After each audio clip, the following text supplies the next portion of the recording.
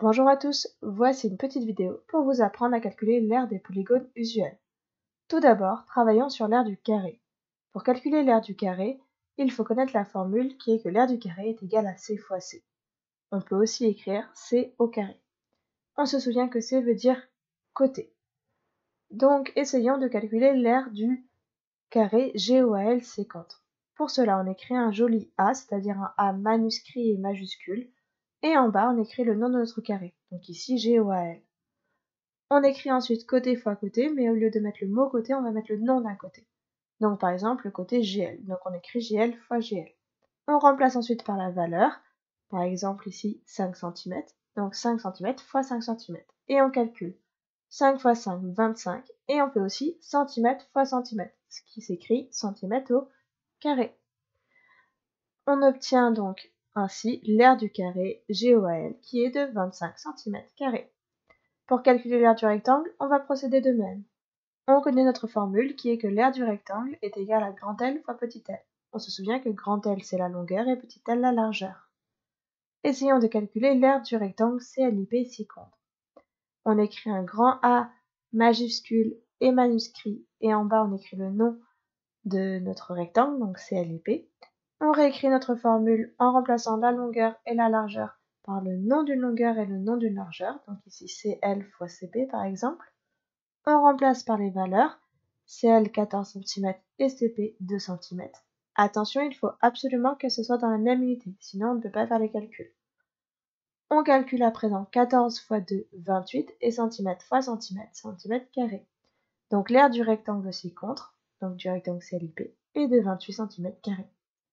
Pour calculer l'aire d'un triangle rectangle, dans le cours il y a écrit que l'aire du triangle rectangle est égale à A fois B divisé par 2. Mais il y a une petite figure pour bien vous faire comprendre que le A et le B, ce sont les deux côtés autour de l'angle droit. Donc on peut retenir que l'aire du triangle rectangle, c'est le premier côté de l'angle droit fois le deuxième côté de l'angle droit divisé par 2. Essayons de calculer l'aire du triangle TRS ci-contre. Encore une fois, un A majuscule et manuscrit pour l'aire, et en bas on écrit le nom du triangle, donc ici TRS. On met ensuite la formule en remplaçant les mots par les noms des côtés. Donc les deux côtés de l'angle droit s'appellent ici TR et RS. On a donc TR fois RS divisé par 2. TR mesure 3 cm, RS mesure 4 cm. Donc on a 3 cm fois 4 cm divisé par 2. Attention encore une fois, on ne remplace par les valeurs que lorsqu'on a la même unité, sinon on pense à convertir auparavant.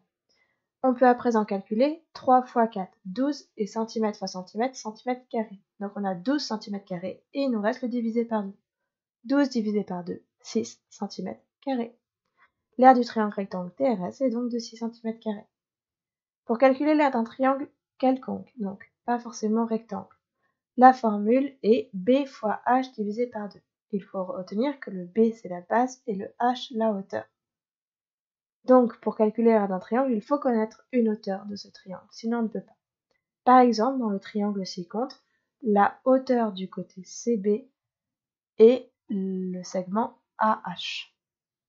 Donc, pour calculer l'aire du triangle ABC, il va falloir faire la base, donc CB, fois la hauteur qui lui correspond, AH. Et on divise par 2. On remplace par les valeurs. Encore une fois, on fait attention à bien avoir la même unité. Ici, on a tout en millimètres, donc c'est bon. CB fait 5 mm, AH fait 3 mm, et ensuite on divise par 2. 5 mm fois 3 mm, ça me fait 15 mm², et il me reste la division par 2. 15 divisé par 2, 7,5, et on a toujours en unité des millimètres carrés. On va à présent pouvoir conclure que l'aire du triangle ACB est donc de 7,5 mm². J'espère que tu as tout compris, n'hésite pas à revoir la vidéo si besoin, et à bientôt en classe.